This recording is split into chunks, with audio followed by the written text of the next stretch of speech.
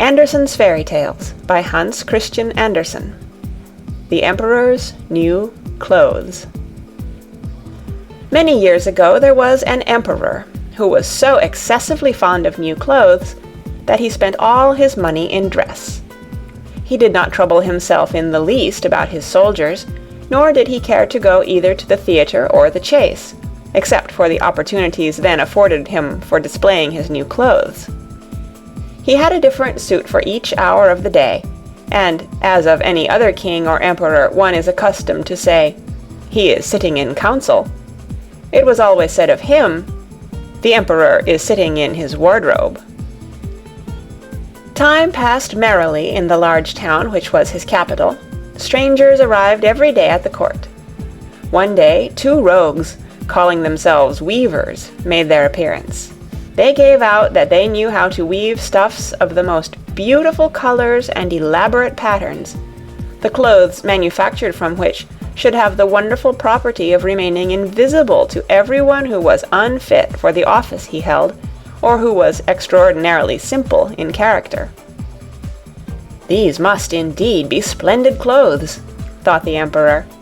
"Had I such a suit, I might at once find out what men in my realms are unfit for their office, and also be able to distinguish the wise from the foolish. This stuff must be woven for me immediately." And he caused large sums of money to be given to both the weavers, in order that they might begin their work directly. So the 2 pretended weavers set up 2 looms, and affected to work very busily, though in reality they did nothing at all. They asked for the most delicate silk and the purest gold thread, put both into their own knapsacks, and then continued their pretended work at the empty looms until late at night. "I should like to know how the weavers are getting on with my cloth," said the emperor to himself, after some little time had elapsed.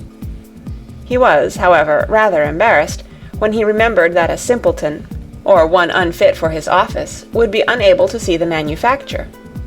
To be sure, he thought he had nothing to risk in his own person, but yet he would prefer sending somebody else to bring him intelligence about the weavers and their work before he troubled himself in the affair. All the people throughout the city had heard of the wonderful property the cloth was to possess, and all were anxious to learn how wise or how ignorant their neighbors might prove to be. "I will send my faithful old minister to the weavers," said the emperor at last, after some deliberation. "He will be best able to see how the cloth looks, for he is a man of sense, and no one can be more suitable for his office than he is." So the faithful old minister went into the hall where the knaves were working with all their might at their empty looms. "What can be the meaning of this?" thought the old man, opening his eyes very wide.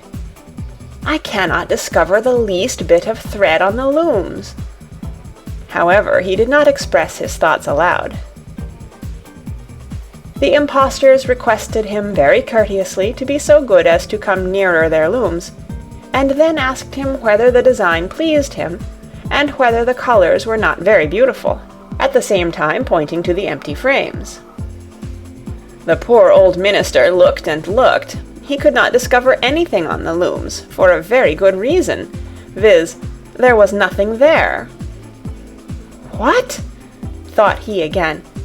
"Is it possible that I am a simpleton?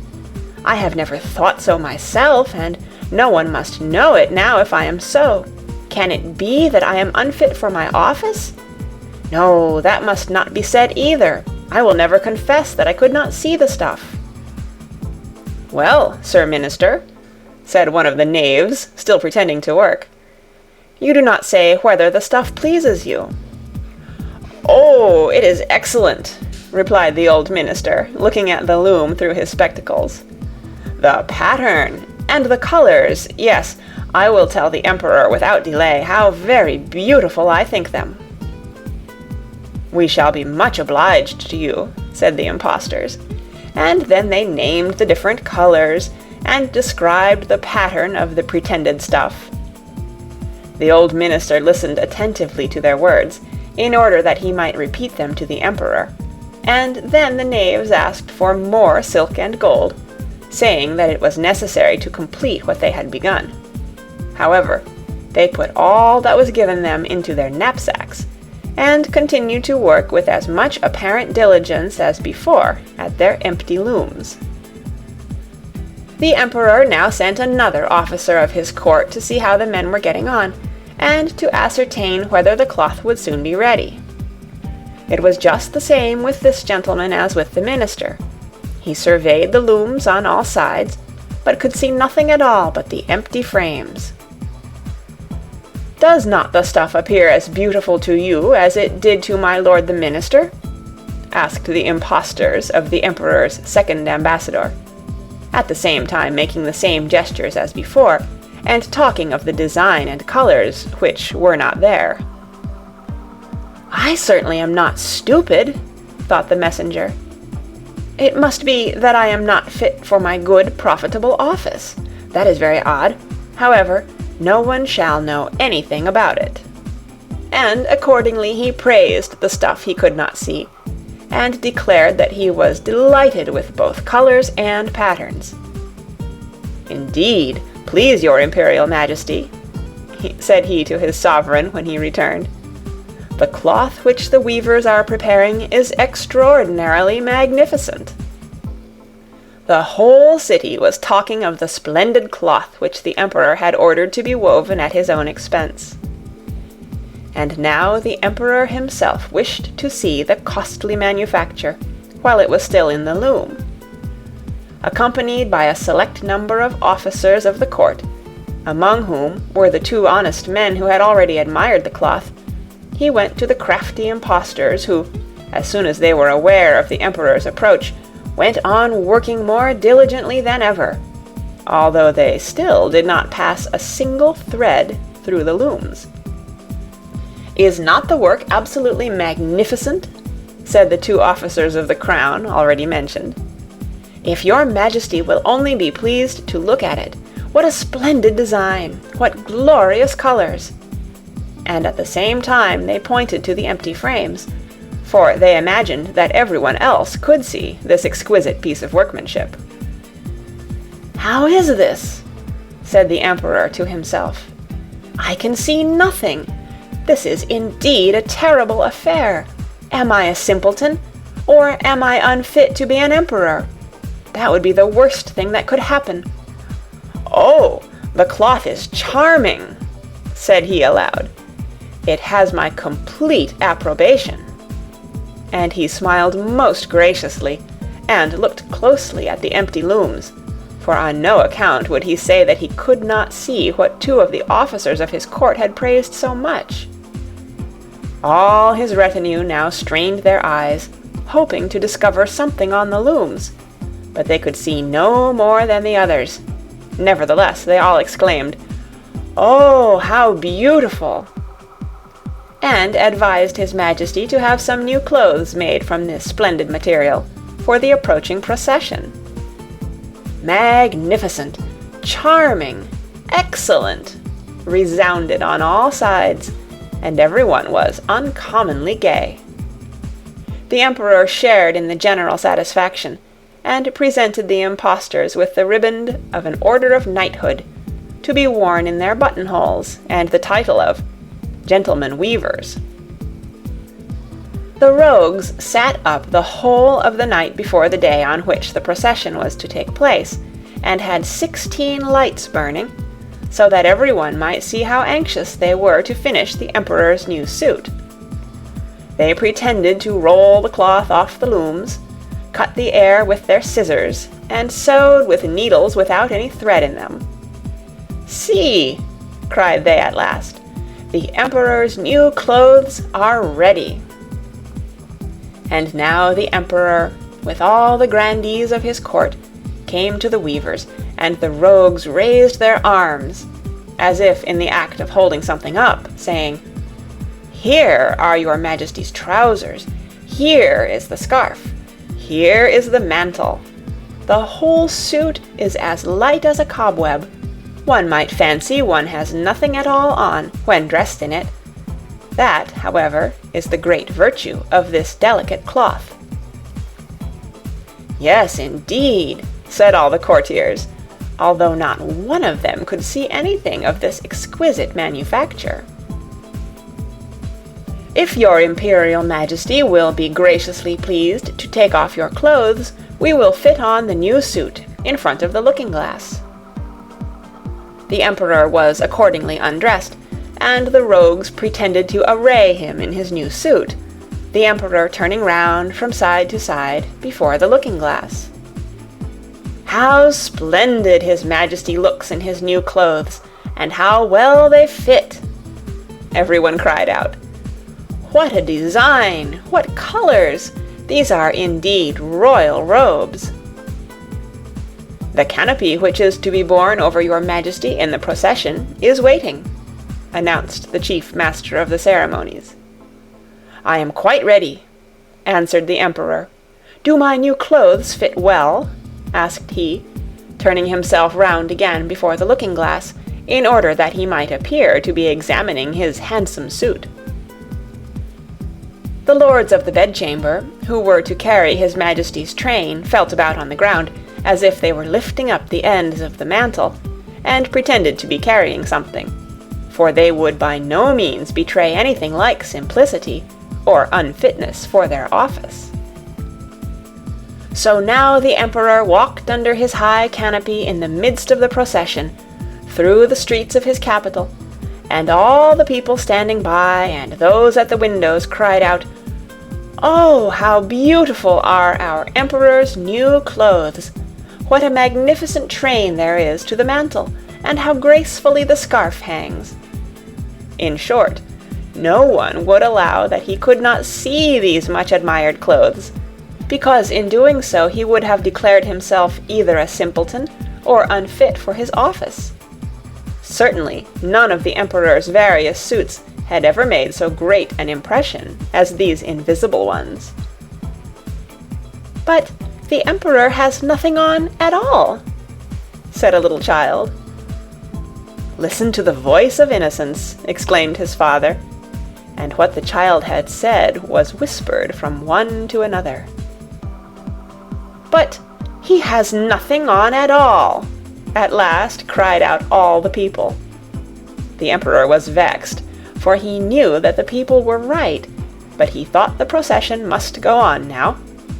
And the lords of the bedchamber took greater pains than ever to appear holding up a train, although, in reality, there was no train to hold. End of The Emperor's New Clothes, read by Kara Schallenberg, on March 6th, 2006, in Oceanside, California. Andersen's Fairy Tales by Hans Christian Andersen. The Swineherd. There was once a poor prince who had a kingdom. His kingdom was very small, but still quite large enough to marry upon, and he wished to marry. It was certainly rather cool of him to say to the Emperor's daughter, "Will you have me?" But so he did, for his name was renowned far and wide, and there were 100 princesses who would have answered, "Yes, and thank you kindly." We shall see what this princess said. Listen. It happened that where the prince's father lay buried, there grew a rose tree, a most beautiful rose tree, which blossomed only once in every 5 years, and even then bore only one flower. But that was a rose. It smelt so sweet that all cares and sorrows were forgotten by him who inhaled its fragrance. And furthermore, the prince had a nightingale, who could sing in such a manner that it seemed as though all sweet melodies dwelt in her little throat. So the princess was to have the rose and the nightingale, and they were accordingly put into large silver caskets and sent to her. The Emperor had them brought into a large hall, where the princess was playing visiting with the ladies of the court, and when she saw the caskets with the presents, she clapped her hands for joy.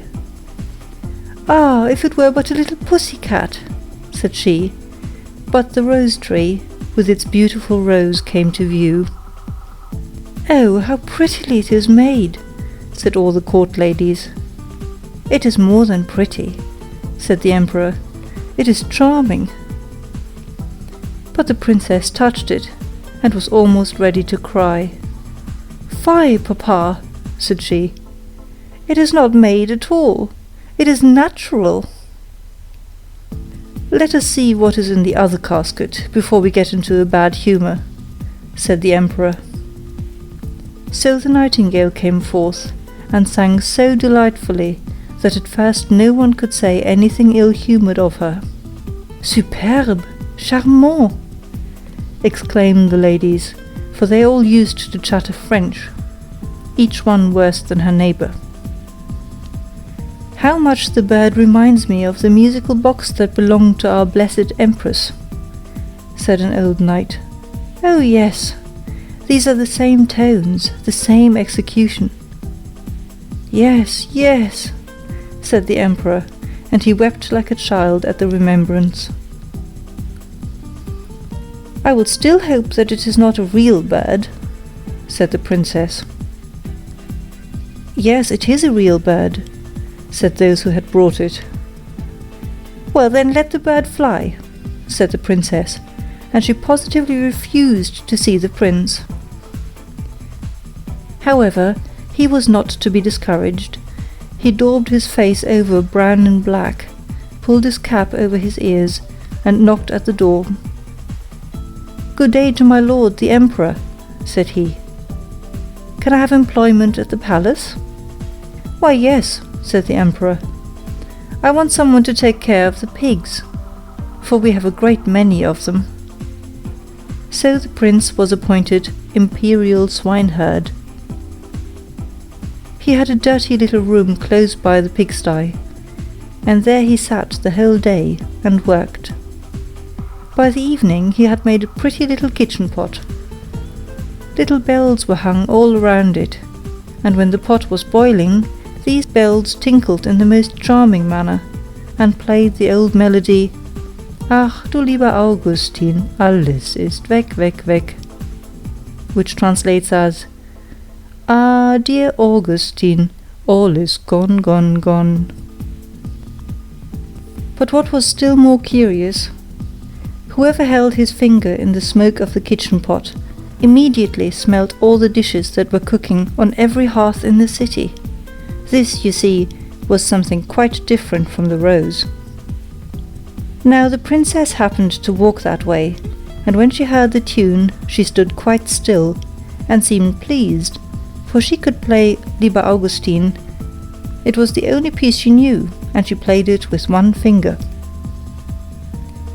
"Why, there is my piece," said the princess. "That swineherd must certainly have been well educated. Go in and ask him the price of the instrument." So one of the court ladies must run in. However, she drew on wooden slippers first. "What will you take for the kitchen pot?" said the lady. "I will have 10 kisses from the princess," said the swineherd. "Yes, indeed," said the lady. "I cannot sell it for less," rejoined the swineherd. "He is an impudent fellow," said the princess, and she walked on. But when she had gone a little way, the bells tinkled so prettily, "Ach, du lieber Augustin, alles ist weg, weg, weg." "Stay," said the princess. "Ask him if you will have 10 kisses from the ladies of the court." "No, thank you," said the swineherd. 10 kisses from the princess, or I keep the kitchen pot myself." "That must not be either," said the princess. "But do you all stand before me, that no one may see us."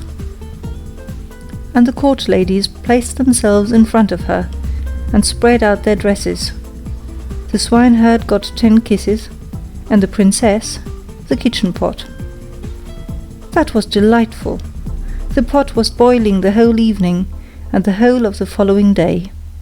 They knew perfectly well what was cooking at every fire throughout the city, from the chamberlains to the cobblers. The court ladies danced and clapped their hands. "We know who has soup and who has pancakes for dinner today, Who has cutlets and who has eggs? How interesting! Yes, but keep my secret, for I am an emperor's daughter. The swineherd, that is to say, the prince, for no one knew that he was other than an ill-favoured swineherd, let not a day pass without working at something. He at last constructed a rattle, which, when it was swung around, played all the waltzes and jig tunes which have ever been heard since the creation of the world. "Ah, that is superb!" said the princess when she passed by. "I have never heard prettier compositions. Go in and ask him the price of the instrument, but mind, he shall have no more kisses." "He will have 100 kisses from the princess," said the lady who had been to ask. "I think he is not in his right senses," said the princess, and walked on. But when she had gone a little way, she stopped again.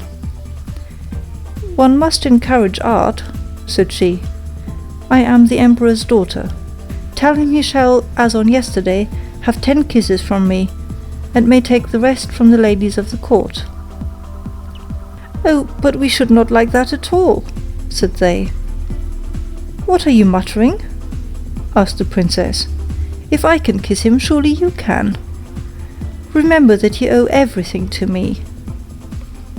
So the ladies were obliged to go to him again. 100 kisses from the princess," said he, "or else let everyone keep his own."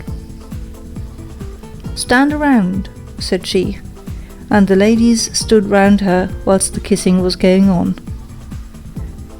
"What can be the reason for such a crowd close by the pigsty?" said the emperor, who happened just then to step out on the balcony. He rubbed his eyes and put on his spectacles. "They are the ladies of the court. I must go down and see what they are about." So he pulled up his slippers at the heel, for he had trodden them down. As soon as he had got into the courtyard, he moved very softly, and the ladies were so much engrossed with counting the kisses, that all might go on fairly, that they did not perceive the emperor.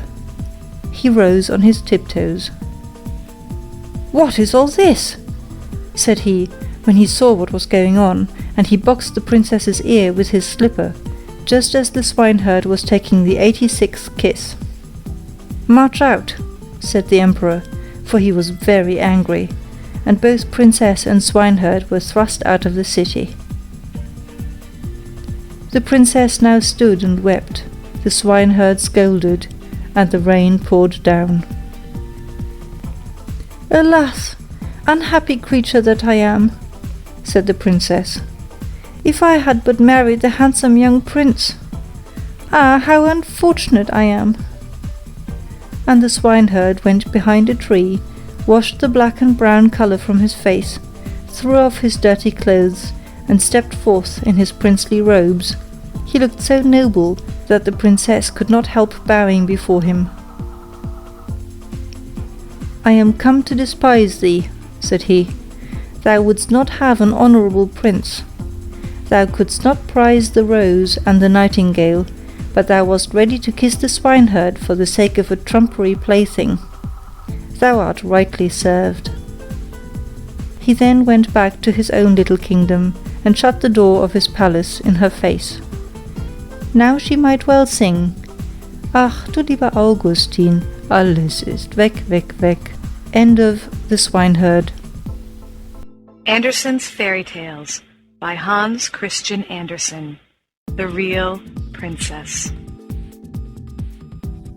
There was once a prince who wished to marry a princess, but then she must be a real princess. He traveled all over the world in hopes of finding such a lady, but there was always something wrong. Princesses he found in plenty, but whether they were real princesses, it was impossible for him to decide, for now one thing, now another, seemed to him not quite right about the ladies. At last he returned to his palace quite cast down, because he wished so much to have a real princess for his wife. One evening a fearful tempest arose. It thundered and lightened, and the rain poured down from the sky in torrents. Besides, it was as dark as pitch. All at once there was heard a violent knocking at the door, and the old king, the prince's father, went out himself to open it. It was a princess who was standing outside the door. What with the rain and the wind, she was in a sad condition. The water trickled down from her hair, and her clothes clung to her body. She said she was a real princess. "Ah, we shall soon see that," thought the old queen mother. However, she said not a word of what she was going to do, but went quietly into the bedroom, took all the bedclothes off the bed, and put 3 little peas on the bedstead. She then laid 20 mattresses, one upon another, over the 3 peas, and put 20 feather beds over the mattresses. Upon this bed the princess was to pass the night. The next morning she was asked how she had slept. "Oh, very badly indeed," she replied. "I have scarcely closed my eyes the whole night through. I do not know what was in my bed, but I had something hard under me, and am all over black and blue. It has hurt me so much." Now it was plain that the lady must be a real princess, since she had been able to feel the 3 little peas through 20 mattresses and 20 feather beds. None but a real princess could have had such a delicate sense of feeling. The prince accordingly made her his wife, being now convinced that he had found a real princess. The 3 peas were, however, put into the cabinet of curiosities, where they are still to be seen, provided they are not lost. Wasn't this a lady of real delicacy? End of The Real Princess. Andersen's Fairy Tales by Hans Christian Andersen. The Shoes of Fortune. 1. A Beginning. Every author has some peculiarity in his descriptions or in his style of writing. Those who do not like him magnify it, shrug up their shoulders, and exclaim, "There he is again!" I, for my part, know very well how I can bring about this movement and this exclamation. It would happen immediately if I were to begin here, as I intended to, with "Rome has its Corso, Naples its Toledo." "Ah, that Andersen, there he is again," they would cry. Yet I must, to please my fancy, continue quite quietly and add, "But Copenhagen has its East Street." Here, then, we will stay for the present. In one of the houses not far from the New Market, a party was invited. A very large party, in order, as is often the case, to get a return invitation from the others. One half of the company was already seated at the card table, the other half awaited the result of the stereotyped preliminary observation of the lady of the house. "Now let us see what we can do to amuse ourselves." They had got just so far, and the conversation began to crystallize, as it could but do with the scanty stream which the commonplace world supplied.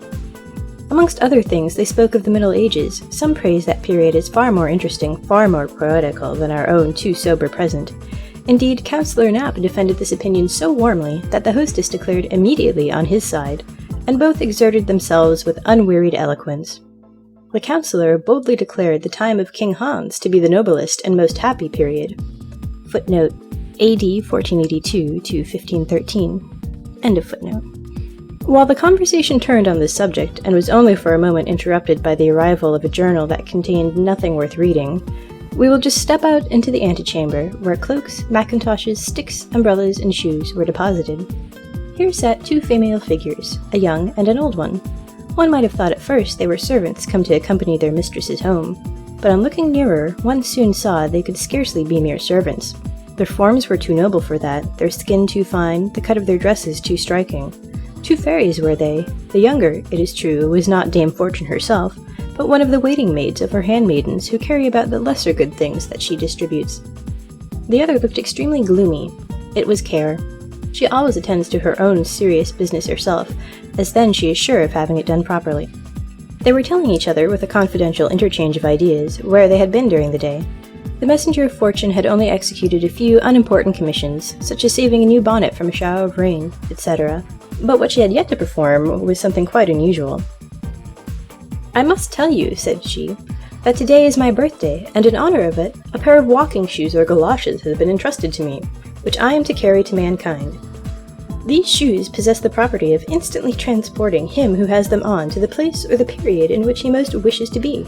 Every wish, as regards time or place or state of being, will be immediately fulfilled, and so at last man will be happy here below."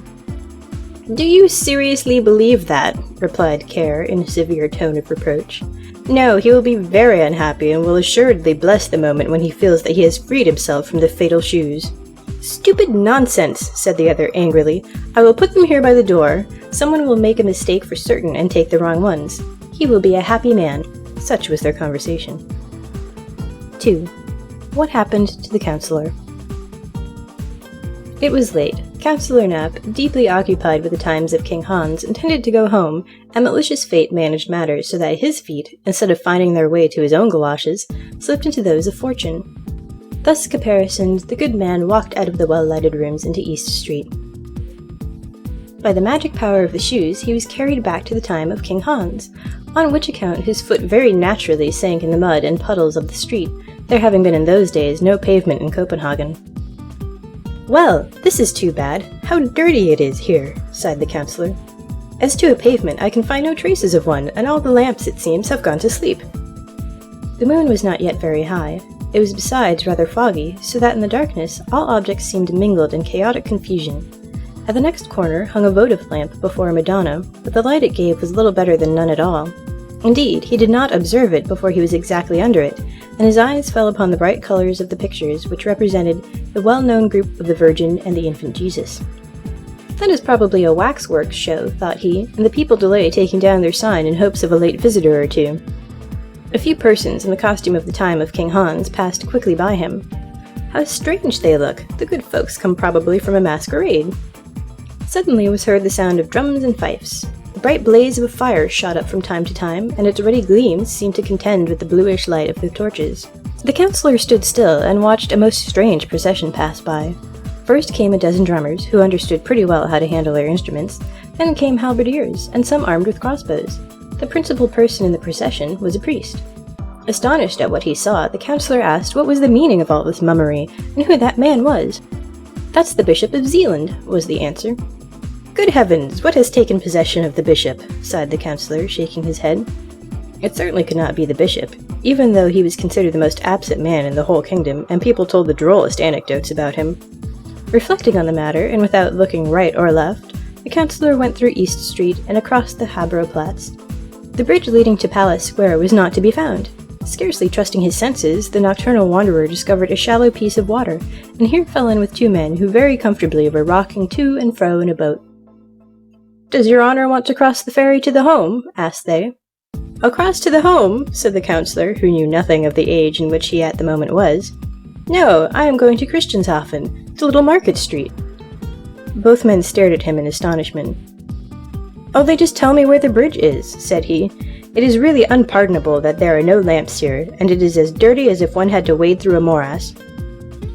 The longer he spoke with the boatmen, the more unintelligible did their language become to him. "I don't understand your Bornholmish dialect," said he at last, angrily, and turning his back upon them. He was unable to find the bridge. There was no railway either. "It is really disgraceful what a state this place is in," muttered he to himself. Never had his age, with which, however, he was always grumbling, seemed so miserable as on this evening. "I'll take a hackney coach," thought he. But where were the hackney coaches? Not one was to be seen. "I must go back to the Newmarket. There, it is hoped, I shall find some coaches, for if I don't, I shall never get safe to Christianshafen." So off he went in the direction of East Street, and had nearly got to the end of it when the moon shone forth. "God bless me, what wooden scaffolding is that which they have set up there?" cried he involuntarily as he looked at Eastgate, which, in those days, was at the end of East Street. He found, however, a little side door open, and through this he went, and stepped into our Newmarket of the present time. It was a huge, desolate plain. Some wild bushes stood up here and there, while across the field flowed a broad canal or river. Some wretched hovels for the Dutch sailors, resembling great boxes, and after which the place was named, lay about in confused disorder on the opposite bank. "I either behold a fata morgana, or I am regularly tipsy," whimpered out the counsellor. "But what's this?" He turned round anew, firmly convinced that he was seriously ill. He gazed at the street formerly so well known to him, and now so strange in appearance, and looked at the houses more attentively. Most of them were of wood, slightly put together, and many had a thatched roof. "No, I am far from well," sighed he, "and yet I drank only 1 glass of punch. But I cannot suppose it was, too, really very wrong to give us punch and hot salmon for supper. I shall speak about it at the first opportunity. I have half a mind to go back again and say what I suffer. But no, that would be too silly, and heaven only knows if they are up still." He looked for the house, but it had vanished. "It is really dreadful," groaned he with increasing anxiety. "I cannot recognize East Street again. There is not a single decent shop from one end to the other. Nothing but wretched huts can I see anywhere, just as if I were at Ringstead. Oh, I am ill. I can scarcely bear myself any longer. Where the deuce can the house be? It must be here on this very spot, yet there is not the slightest idea of resemblance. To such a degree has everything changed this night. At all events, here are some people up and stirring. Oh, I am certainly very ill." He now hit upon a half-open door, through a chink of which a faint light shone. It was a sort of hostelry of those times, a kind of public house.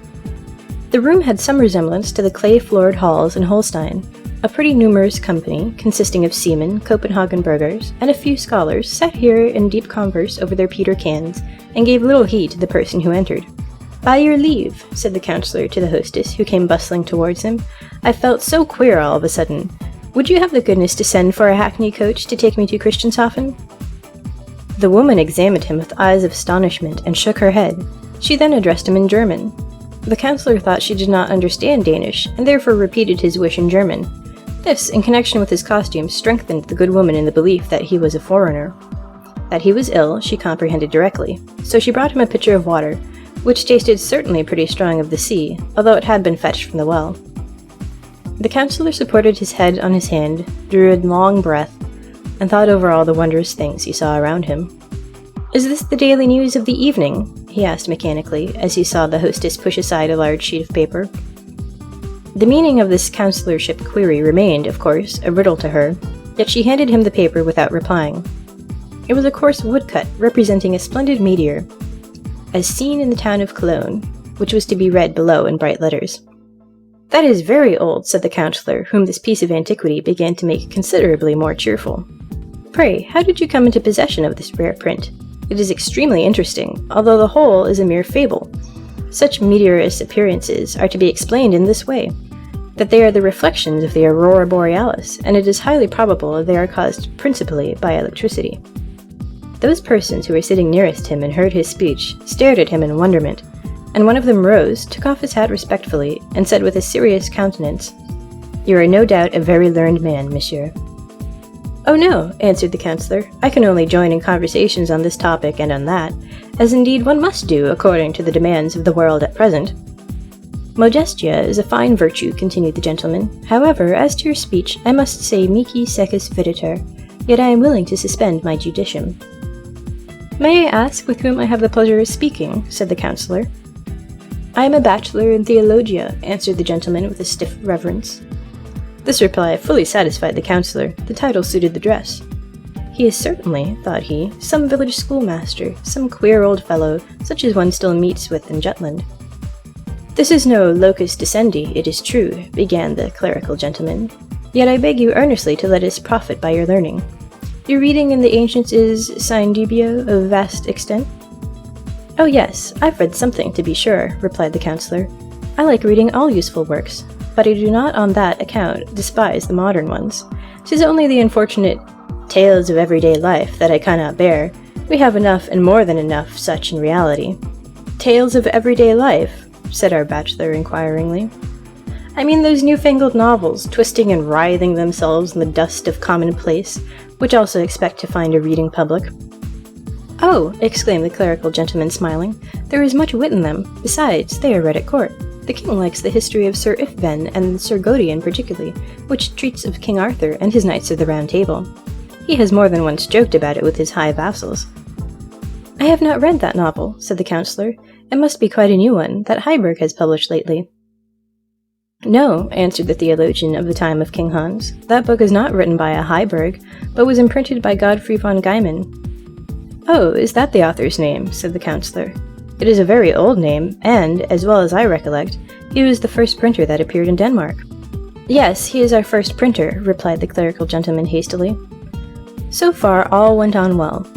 Some one of the worthy burghers now spoke of the dreadful pestilence that had raged in the country a few years back, meaning that of 1484. The councillor imagined it was the cholera that was meant, which people made so much fuss about, and the discourse passed off satisfactorily enough. The War of the Buccaneers of 1490 was so recent that it could not fail being alluded to. The English pirates had, they said, most shamefully taken their ships while in the roadstead, and the councillor, before whose eyes the herostratic event of 1801 still floated vividly, agreed entirely with the others in abusing the rascally English. Footnote: Herostratus, or Eratosstratus, an Ephesian who wantonly set fire to the famous temple of Diana in order to commemorate his name by so uncommon an action. End of footnote. With other topics he was not so fortunate. Every moment brought about some new confusion and threatened to become a perfect babel, for the worthy bachelor was really too ignorant, and the simplest observations of the councillor sounded to him too daring and fantastical. They looked at one another from the crown of the head to the soles of the feet, and when matters grew to too high a pitch, then the bachelor talked Latin in the hope of being better understood, but it was of no use after all. "What's the matter?" asked the hostess, plucking the councillor by the sleeve, and now his recollection returned, for in the course of the conversation he had entirely forgotten all that had preceded it. "Merciful God, where am I?" he exclaimed in agony, and while he so thought, all his ideas and feelings of overpowering dizziness, against which he struggled with the utmost power of desperation, encompassed him with renewed force. "Let us drink claret and mead and Bremen beer," shouted one of the guests, "and you shall drink with us." Two maidens approached. One wore a cap of two staring colors, denoting the class of persons to which she belonged. They poured out the liquor and made the most friendly gesticulations, while a cold perspiration trickled down the back of the poor councillor. "What's to be the end of this? What's to become of me?" he groaned. But he was forced, in spite of his opposition, to drink with the rest. They took hold of the worthy man, who, hearing on every side that he was intoxicated, did not in the least doubt the truth of this certainly not very polite assertion, but on the contrary implored the ladies and gentlemen present to procure him a hackney coach. They, however, imagined he was talking Russian. Never before, he thought, had he been in such a coarse and ignorant company. One might almost fancy the people had turned heathens against him. "It is the most dreadful moment of my life. The whole world is leagued against me." But suddenly it occurred to him that he might stoop down under the table, and then creep unobserved out of the door. He did so, but just as he was going, the others remarked what he was about. They laid hold of him by the legs, and now, happily for him, off fell his fatal shoes, and with them the charm was at an end. The councillor saw quite distinctly before him a lantern burning, and behind this a large handsome house. All seemed to him in proper order as usual. It was East Street, splendid and elegant as we now see it. He lay with his feet towards the doorway, and exactly opposite sat the watchman asleep. "Gracious heaven," said he, "have I lain here in the street and dreamed? Yes, 'tis East Street. How splendid and light it is! But really it is terrible what an effect that one glass of punch must have had on me." 2 minutes later, he was sitting in a hackney coach and driving to Frederikshavn. He thought of the distress and agony he had endured, and praised from the very bottom of his heart the happy reality, our own time, which, with all its deficiencies, is yet much better than that in which, so much against his inclination, he had lately been. 3. The Watchman's Adventure.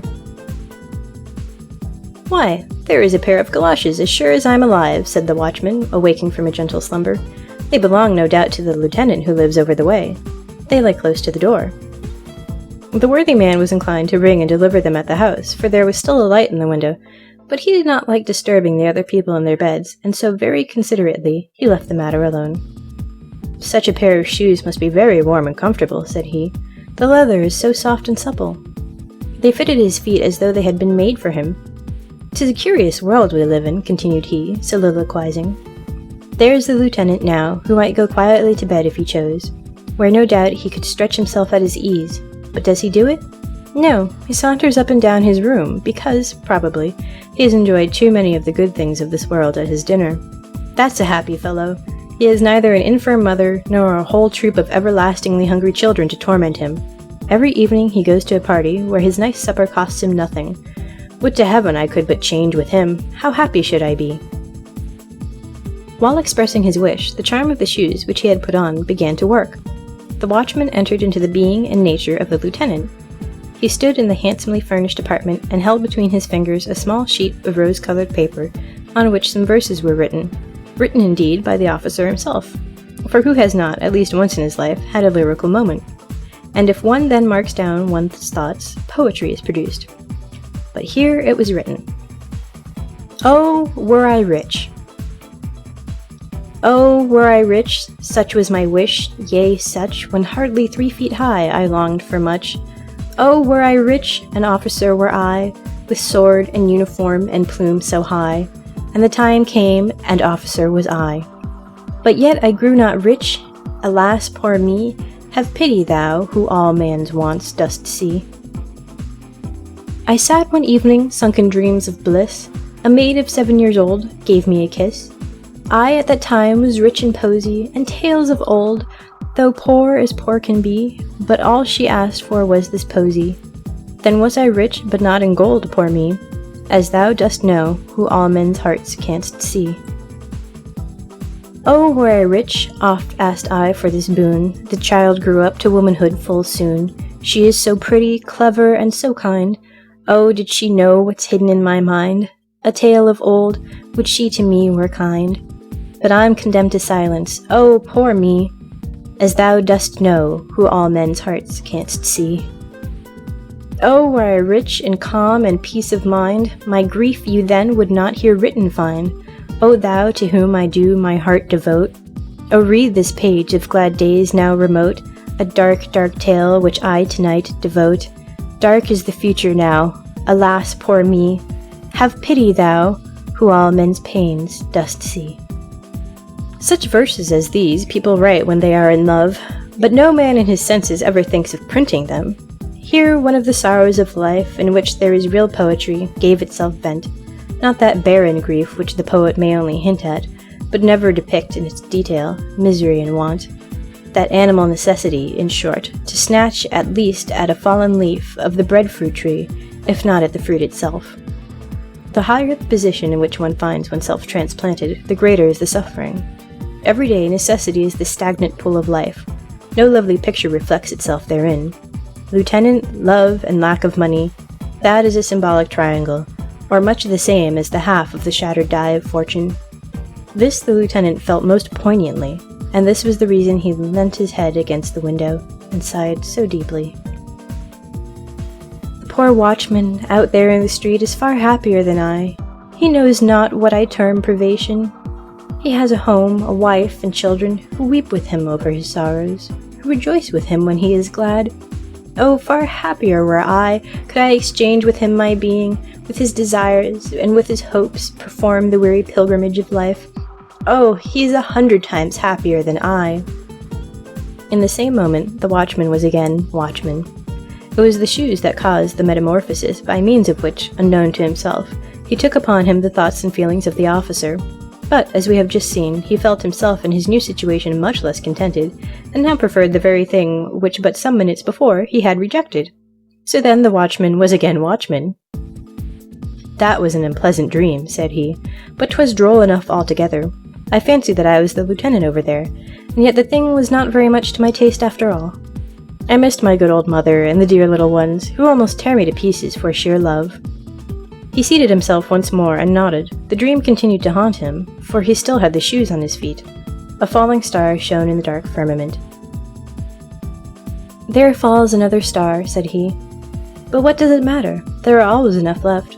I should not much mind examining the little glimmering things somewhat nearer, especially the moon, for that would not slip so easily through a man's fingers. When we die, so at least says the student for whom my wife does the washing, we shall fly about as light as a feather from one such a star to the other. That's of course not true, but 'twould be pretty enough if it were so. If I could but once take a leap up there, my body might stay here on the steps for what I care. Behold, there are certain things in the world to which one ought never to give utterance except with the greatest caution, but doubly careful must one be when we have the shoes of fortune on our feet. Now just listen to what happened to the watchman. As to ourselves, we all know the speed produced by the employment of steam. We have experienced it either on railroads or in boats when crossing the sea. But such a flight is like the traveling of a sloth in comparison with the velocity with which light moves. It flies 19 million times faster than the best racehorse, and yet electricity is quicker still. Death is an electric shock which our heart receives. The freed soul soars upwards on the wings of electricity. The sun's light wants 8 minutes and some seconds to perform a journey of more than 20 million of our Danish miles. Borne by electricity, the soul wants even some minutes less to accomplish the same flight. Footnote. A Danish mile is nearly 4 3/4 English. End of footnote. To it, the space between the heavenly bodies is not greater than the distance between the homes of our friends in town is for us, even if they live a short way from each other. Such an electric shock in the heart, however, costs us the use of the body here below, unless, like the watchman of East Street, we happen to have on the shoes of fortune. In a few seconds, the watchman had done the 52,000 of our miles up to that moon, which, as everyone knows, was formed out of matter much lighter than our Earth, and is, so we should say, as soft as newly fallen snow. He found himself on one of the many circumjacent mountain ridges with which we are acquainted by means of Dr. Madler's map of the moon. Within, down it sunk perpendicularly into a cauldron, about a Danish mile in depth, while below lay a town whose appearance we can, in some measure, realize to ourselves by beating the white of an egg in a glass of water. The matter of which it was built was just as soft, and formed similar towers and domes and pillars, transparent and rocking in the thin air, while above his head our earth was rolling like a large fiery ball. He perceived immediately a quantity of beings who were certainly what we call men, yet they looked different to us. A far more correct imagination than that of the pseudo-Herschel had created them, and if they had been placed in rank and file and copied by some skillful painter's hand, one would, without doubt, have exclaimed involuntarily, "What a beautiful arabesque!" Footnote. This relates to a book published some years ago in Germany, and said to be by Herschel, which contained a description of the moon and its inhabitants, written with such a semblance of truth that many were deceived by the imposture. End of footnote. Probably a translation of the celebrated moon hoax, written by Richard A. Locke and originally published in New York. They had a language too, but surely nobody can expect that the soul of the watchman should understand it. Be that as it may, it did comprehend it, for in our souls there germinate far greater powers than we poor mortals, despite all our cleverness, have any notion of. Does she not show us, she, the queen in the land of enchantment, her astounding dramatic talent in all our dreams? There every acquaintance appears and speaks upon the stage, so entirely in character, and with the same tone of voice that none of us, when awake, were able to imitate it. How well can she recall persons to our mind of whom we have not thought for years, when suddenly they step forth, every inch a man, resembling the real personages, even to the finest features, and become the heroes or heroines of our world of dreams. In reality, such remembrances are rather unpleasant. Every sin, every evil thought may, like a clock with alarm or chimes, be repeated at pleasure. Then the question is if we can trust ourselves to give an account of every unbecoming word in our heart and on our lips. The watchman's spirit understood the language of the inhabitants of the moon pretty well. The Selenites, dwellers in the moon, disputed variously about our earth, and expressed their doubts if it could be inhabited. The air, they said, must certainly be too dense to allow any rational dweller in the moon the necessary free respiration. They considered the moon alone to be inhabited. They imagined it was the real heart of the universe or planetary system, on which the genuine cosmopolites, or citizens of the world, dwelt. What strange things what strange things Selenites sometimes take into their heads. About politics they had a good deal to say, but little Denmark must take care what it is about, and not run counter to the moon. That great realm that might in an ill humor bestir itself and dash down a hailstorm in our faces, or force the Baltic to overflow the sides of its gigantic basin. We will, therefore, not listen to what was spoken, and on no condition run in the possibility of telling tales out of school, but we will rather proceed, like good quiet citizens, to East Street, and observe what happened meanwhile to the body of the watchman. He sat lifeless on the steps. The morning star, that is to say, the heavy wooden staff headed with iron spikes, and which had nothing else in common with its sparkling brother in the sky, had glided from his hand, while his eyes were fixed with glassy stare on the moon, looking for the good old fellow of a spirit which still haunted it. Footnote. The watchmen in Germany had formerly, and in some places they still carry with them on their rounds at night, a sort of mace or club, known in ancient times by the above denomination. End of footnote. "What's the hour, watchman?" asked a passer-by, But when the watchman gave no reply, the merry roisterer, who was now returning home from a noisy drinking bout, took it into his head to try what a tweak of the nose would do, on which the supposed sleeper lost his balance, the body lay motionless, stretched out on the pavement. The man was dead. When the patrol came, all his comrades, who comprehended nothing of the whole affair, were seized with a dreadful fright, for dead he was, and he remained so. The proper authorities were informed of the circumstance. People talked a good deal about it, and in the morning the body was carried to the hospital. Now that would be a very pretty joke, if the spirit, when it came back and looked for the body in East Street, were not to find one. No doubt it would, in its anxiety, run off to the police, and then to the hue and cry office, to announce that the finder will be handsomely rewarded, and at last away to the hospital. Yet we may boldly assert that the soul is shrewdest when it shakes off every fetter and every sort of leading string. The body only makes it stupid. The seemingly dead body of the watchman wandered, as we have said, to the hospital, where it was brought into the general viewing room, and the first thing that was done here was naturally to pull off the galoshes, when the spirit, that was merely gone out on adventures, must have returned with the quickness of lightning to its earthly tenement. It took its direction towards the body in a straight line, and a few seconds after, life began to show itself in the man. He asserted that the preceding night had been the worst that ever the malice of fate had allotted him. He would not for 2 silver marks again go through what he had endured while moon-stricken, but now, however, it was over. The same day he was discharged from the hospital as perfectly cured, but the shoes, meanwhile, remained behind. 4. A moment of head importance, an evening's dramatic readings, a most strange journey. Every inhabitant of Copenhagen knows, from personal inspection, how the entrance to Frederick's Hospital looks. But as it is possible that others, who are not Copenhagen people, may also read this little work, we will beforehand give a short description of it. The extensive building is separated from the street by a pretty high railing, the thick iron bars of which are so far apart that in all seriousness, it is said, some very thin fellow had of a night occasionally squeezed himself through to go and pay his little visits in the town. The part of the body most difficult to manage on such occasions was, no doubt, the head. Here, as is so often the case in the world, long-headed people get through best. So much, then, for the introduction.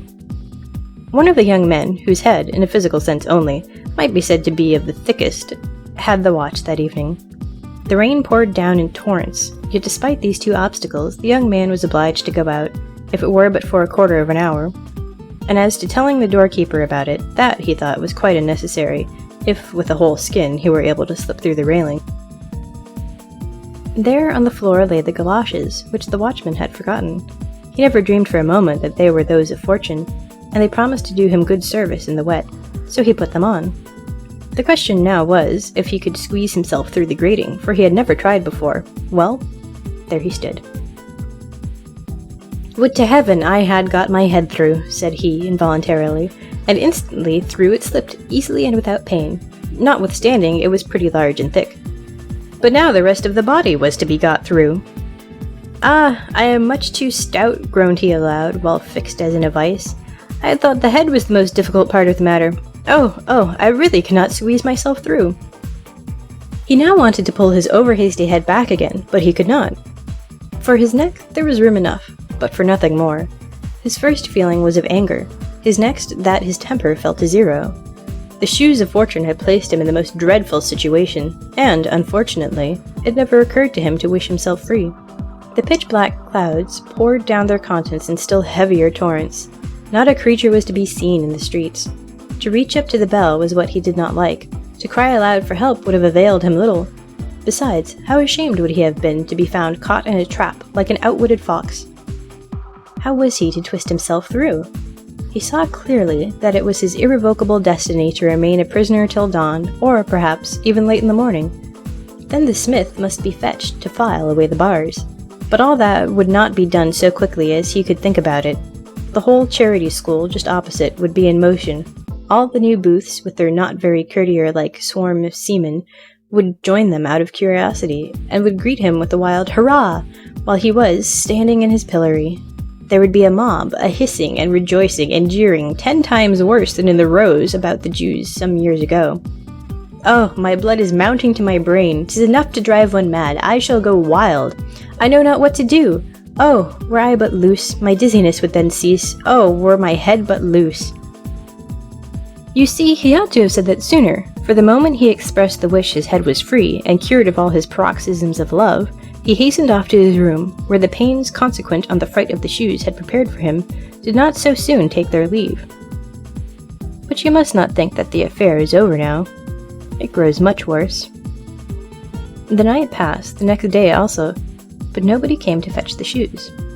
In the evening, dramatic readings were to be given at the little theatre in King Street. The house was filled to suffocation, and among other pieces to be recited was a new poem by H.C. Andersen called My Aunt's Spectacles, the contents of which were pretty nearly as follows. A certain person had an aunt who boasted of particular skill in fortune-telling with cards, and who was constantly being stormed by persons that wanted to have a peep into futurity. But she was full of mystery about her art, in which a certain pair of magic spectacles did her essential service. Her nephew, a merry boy, who was his aunt's darling, begged so long for these spectacles that, at last, she lent him the treasure, after having informed him, with many exhortations, that in order to execute the interesting trick, he need only repair to some place where a great many persons were assembled, and then, from a higher position, whence he could overlook the crowd, pass the company in review before him through his spectacles. Immediately, the inner man of each individual would be displayed before him, like a game of cards, in which he unerringly might read what the future of every person presented was to be. Well pleased, the little magician hastened away to prove the powers of the spectacles in the theatre, no place seeming to him more fitted for such a trial. He begged permission of the worthy audience, and set his spectacles on his nose. A motley phantasmagoria presented itself before him, which he describes in a few satirical touches, yet, without expressing his opinion openly. He tells the people enough to set them all thinking and guessing, but in order to hurt nobody, he wraps his witty oracular judgments in a transparent veil, or rather in a lurid thundercloud, shooting forth bright sparks of wit, that they may fall in the powder magazine of the expectant audience. The humorous poem was admirably recited, and the speaker much applauded. Among the audience was the young man of the hospital, who seemed to have forgotten his adventure of the preceding night. He had on the shoes, for as yet no lawful owner had appeared to claim them, and besides, it was so very dirty out of doors. They were just the thing for him, he thought. The beginning of the poem he praised with great generosity. He even found the idea original and effective. But that the end of it, like the Rhine, was very insignificant proved, in his opinion, the author's want of invention. He was without genius, etc. This was an excellent opportunity to have said something clever. Meanwhile, he was haunted by the idea. He should like to possess such a pair of spectacles himself. Then, perhaps, by using them circumspectly, one would be able to look into people's hearts, which, he thought, would be far more interesting than merely to see what was to happen next year, for that we should all know in proper time, but the other, never. I can now, said he to himself, fancy the whole row of ladies and gentlemen sitting there in the front row, if one could but see into their hearts. Yes, that would be a revelation, a sort of bazaar. And that lady yonder, so strangely dressed, I should find for certain a large milliner's shop. And that one, the shop is empty, but it wants cleaning plain enough. But there would also be some good stately shops among them. Alas, sighed he, I know one in which all is stately, but there sits already a spruce young shopman, which is the only thing that's amiss in the whole shop. All would be splendidly decked out, and we should hear, "Walk in, gentlemen, pray walk in. Here you will find all you please to want." Ah, I wish to heaven I could walk in and take a trip right through the hearts of those present. And behold, to the shoes of fortune this was the cue. The whole man shrunk together, and a most uncommon journey through the hearts of the front row of the spectators now began. The first heart through which he came was that of a middle-aged lady, but he instantly fancied himself in the room of the Institution for the Cure of the Crooked and Deformed, where casts of misshapen limbs are displayed in naked reality on the wall. Yet there was this difference. In the institution the casts were taken at the entry of the patient, but here they were retained and guarded in the heart, while the sound persons went away. They were, namely, casts of female friends, whose bodily or mental deformities were here most faithfully preserved. With the snake-like writhings of an idea, he glided into another female heart, but this seemed to him like a large holy fane, temple. The white dove of innocence fluttered above the altar. How gladly would he have sunk upon his knees, but he must away to the next heart.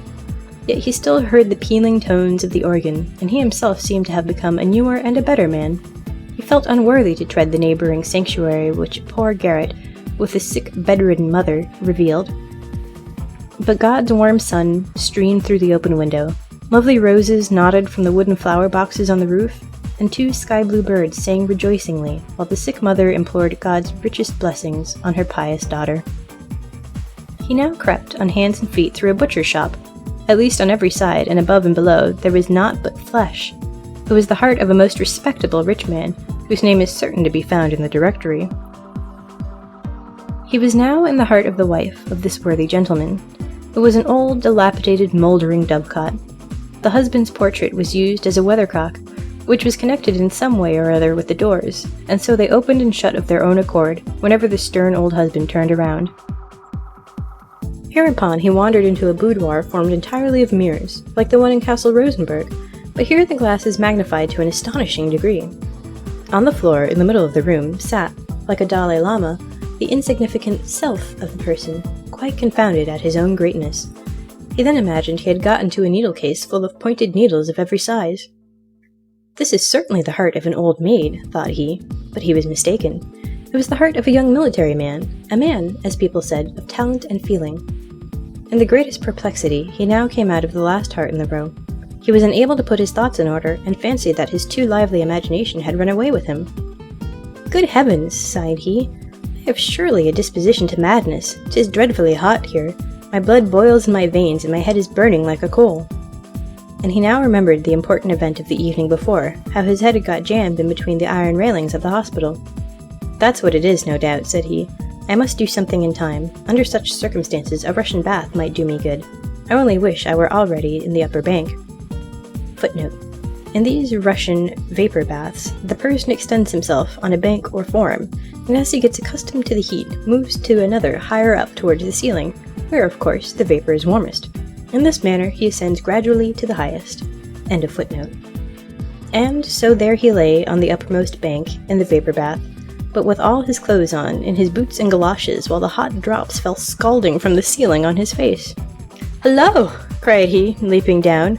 The bathing attendant on his side uttered a loud cry of astonishment when he beheld in the bath a man completely dressed. The other, however, retained sufficient presence of mind to whisper to him, "'Tis a bet, and I have won it." But the first thing he did as soon as he got home was to have a large blister put on his chest and back to draw out his madness. The next morning he had a sore chest and a bleeding back, and, excepting the fright, that was all that he had gained by the shoes of fortune. 5. Metamorphosis of the copying clerk. The watchman, whom we have certainly not forgotten, thought meanwhile of the galoshes he had found and taken with him to the hospital. He now went to fetch them, and as neither the lieutenant nor anybody else in the street claimed them as his property, they were delivered over to the police office. Footnote. As on the continent, in all law and police practices nothing is verbal, but any circumstance, however trifling, is reduced to writing. The labor, as well as the number of papers that thus accumulate, is enormous. In a police office, consequently, we find copying clerks among many other scribes of various denominations, of which, it seems, our hero was one. End of footnote. "Why, I declare, the shoes look just like my own," said one of the clerks, eyeing the newly found treasure, whose hidden powers even he, sharp as he was not able to discover. "One must have more than the eye of a shoemaker to know one pair from the other," said he, soliloquizing, and putting, at the same time, the galoshes in search of an owner beside his own in the corner. "Here, sir," said one of the men, who, panting, brought him a tremendous pile of papers. The copying clerk turned round and spoke a while with the man about the reports and legal documents in question, but when he had finished, and his eye fell again on the shoes, he was unable to say whether those to the left or those to the right belonged to him.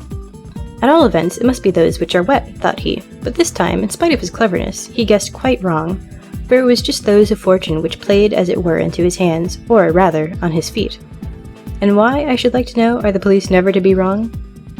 So he put them on quickly, stuck his papers in his pocket, and took besides a few under his arm, intending to look them through at home to make the necessary notes. It was noon, and the weather, that had threatened to rain, began to clear up, while gaily dressed holiday folks filled the streets. A little trip to Fredericksburg would do me no great harm, thought he, for I, poor beast of burden that I am, have so much to annoy me that I don't know what a good appetite is. 'Tis a bitter crust, alas, at which I am condemned to gnaw. Nobody could be more steady or quiet than this young man. We therefore wish him joy of the excursion with all our heart, and it will certainly be beneficial for a person who leads so sedentary a life. In the park he met a friend, one of our young poets, who told him that the following day he should set out on his long-intended tour. "So you are going away again," said the clerk. "You are a very free and happy being. We others are chained by the leg and held fast to our desk." "Yes, but it is a chain, friend, which ensures you the blessed bread of existence," answered the poet. "You need feel no care for the coming morrow. When you are old, you receive a pension." "True," said the clerk, shrugging his shoulders, "and yet you are the better off. To sit at one's ease and poetize, that is a pleasure. Everybody has something agreeable to say to you, and you are always your own master. No, friend, you should but try what it is to sit from one year's end to the other occupied with and judging the most trivial matters." The poet shook his head, the copying clerk did the same. Each one kept to his own opinion, and so they separated. "It's a strange race, those poets," said the clerk, who is very fond of soliloquizing. "I should like some day, just for a trial, to take such nature upon me and be a poet myself. I am very sure I should make no such miserable verses as the others. Today, methinks, is a most delicious day for a poet. Nature seems anew to celebrate her awakening into life. The air is so unusually clear, the clouds sail on so buoyantly, and from the green herbage a fragrance is exhaled that fills me with delight. For many a year have I not felt as at this moment." We see already, by the foregoing effusion, that he has become a poet. To give further proof of it, however, would in most cases be insipid, for it is a most foolish notion to fancy a poet different from other men. Among the latter, there may be far more poetical natures than many an acknowledged poet, when examined more closely, could boast of. The difference only is that the poet possesses a better mental memory, on which account he is able to retain the feeling and the thought till they can be embodied by means of words, a faculty which the others do not possess. But the transition from a commonplace nature to one that is richly endowed demands always a more or less breakneck leap over a certain abyss which yawns threateningly below, and thus must the sudden change with the clerk strike the reader. "The sweet air," continued he of the police office in his dreamy imaginings. "How it reminds me of the violets in the garden of my Aunt Magdalena. Yes, then I was a little wild boy who did not go to school very regularly. Oh heavens! 'Tis a long time since I have thought on those times. The good old soul! She lived behind the exchange. She always had a few twigs or green shoots in water, let the winter rage without as it might. The violets exhaled their sweet breath, whilst I pressed against the window panes covered with fantastic frostwork the copper coin I had heated on the stove, and so made peepholes. What splendid vistas were there then opened to my view! What change, what magnificence! Yonder in the canal lay the ships frozen up and deserted by their whole crews, with a screaming crow for the sole occupant. But when the spring, with a gentle stirring motion, announced her arrival, a new and busy life arose. With songs and hurrahs the ice was sawn asunder, the ships were fresh tarred and rigged, that they might sail away to distant lands. But I have remained here, must always remain here, sitting at my desk in the office, and patiently see other people fetch their passports to go abroad. Such is my fate. Alas, sighed he again, and was again silent. Great heaven! What has come to me? Never have I thought or felt like this before. It must be the summer air that affects me with feelings almost as disquieting as they are refreshing. He felt in his pockets for the papers. These police reports will soon stem the torrent of my ideas and effectually hinder any rebellious overflowing of the time-worn banks of official duties, he said to himself consolingly, while his eye ran over the first page. Dame Tigbrith, tragedy in 5 acts. What is that? And yet it is undeniably my own handwriting. Have I written the tragedy? Wonderful, very wonderful. And this? What have I here? Intrigue on the Ramparts, or The Day of Repentance, vaudeville with new songs to the most favorite airs. The deuce! Where did I get all this rubbish? Someone must have slipped it slyly into my pocket for a joke. There is, too, a letter to me, a crumpled letter and the seal broken. Yes, it was not a very polite epistle from the manager of a theatre, in which both pieces were flatly refused. Ahem, ahem, said the clerk breathlessly, and quite exhausted, he seated himself on a bank. His thoughts were so elastic, his heart so tender, and involuntarily he picked one of the nearest flowers. It is a simple daisy, just bursting out of the bud. What the botanist tells us after a number of imperfect lectures, the flower proclaimed in a minute. It related the mythus of its birth, told of the power of the sunlight that spread out its delicate leaves and forced them to impregnate the air with their incense. And then he thought of the manifold struggles of life, which, in like manner, awaken the budding flowers of feeling in our bosom. Light and air contend with chivalric emulation for the love of the fair flower that bestowed her chief favours on the latter. Full of longing, she turned towards the light, and as soon as it vanished, rolled her tender leaves together, and slept in the embraces of the air. "It is the light which adorns me," said the flower. "But 'tis the air which enables thee to breathe," said the poet's voice. Close by stood a boy who dashed his stick into a wet ditch. The drops of water splashed up to the green leafy roof, and the clerk thought of the million of ephemera which in a single drop were thrown up to a height that was as great, doubtless for their size, as for us if we were to be hurled above the clouds. While he thought of this and of the whole metamorphosis he had undergone, he smiled and said, "I sleep and dream, but it is wonderful how one can dream so naturally, and know besides so exactly that it is but a dream. If only tomorrow on awaking, I could again call all to mind so vividly. I seem in unusually good spirits. My perception of things is clear. I feel as light and cheerful as though I were in heaven. But I know for a certainty that if tomorrow a dim remembrance of it should swim before my mind, it will then seem nothing but stupid nonsense, as I have often experienced already, especially before I enlisted under the banner of the police, for that dispels like a whirlwind all the visions of unfettered imagination. All we hear or say in a dream that is fair and beautiful is like the gold of the subterranean spirits. It is rich and splendid when it is given us, but viewed by daylight we find only withered leaves. Alas!" He sighed quite sorrowful, and gazed at the chirping birds that hopped contentedly from branch to branch. "They are much better off than I. To fly must be a heavenly art, and happy do I prize that creature in which it is innate. Yes, could I exchange my nature with any other creature, I fain would be such a happy little lark." He had hardly uttered these hasty words when the skirts and sleeves of his coat folded themselves together into wings. The clothes became feathers, and the galoshes claws. He observed it perfectly, and laughed in his heart. "Now then, there is no doubt that I am dreaming, but I never before was aware of such mad freaks as these." And up he flew into the green roof and sang. But in the song there was no poetry, for the spirit of the poet was gone. The shoes, as is the case with anybody who does what he has to do properly, could only attend to one thing at a time. He wanted to be a poet, and he was one. He now wished to be a merry chirping bird. But when he was metamorphosed into one, the former peculiarities ceased immediately. "It is really pleasant enough," said he. "The whole day long I sit in the office amid the driest law papers, and at night I fly in my dream as a lark in the gardens of Fredericksburg. One might really write a very pretty comedy upon it." He now fluttered down into the grass, turned his head gracefully on every side, and with his bill pecked the pliant blades of grass, which, in comparison to his present size, seemed as majestic as the palm branches of northern Africa. Unfortunately, the pleasure lasted but a moment. Presently a black night overshadowed our enthusiast, who had so entirely missed his part of copying clerk at a police office. Some vast object seemed to be thrown over him. It was a large oilskin cap, which a sailor boy of the quay had thrown over the struggling bird. A coarse hand sought its way carefully in under the broad rim, and seized the clerk over the back and wings. In the first moment of fear he called, indeed, as loud as he could, "You impudent little blackguard! I am a copying clerk at the police office, and you know you cannot insult any belonging to the constabulary force without a chastisement. Besides, you good-for-nothing rascal, it is strictly forbidden to catch birds in the royal gardens of Fredericksburg, but your blue uniform betrays where you come from." This fine tirade sounded, however, to the ungodly sailor boy like a mere pip-pee-pee. He gave the noisy bird a knock on its beak, and walked on. He was soon met by two schoolboys of the upper class, that is to say, as individuals, for with regard to learning, they were in the lowest class in the school. And they bought the stupid bird.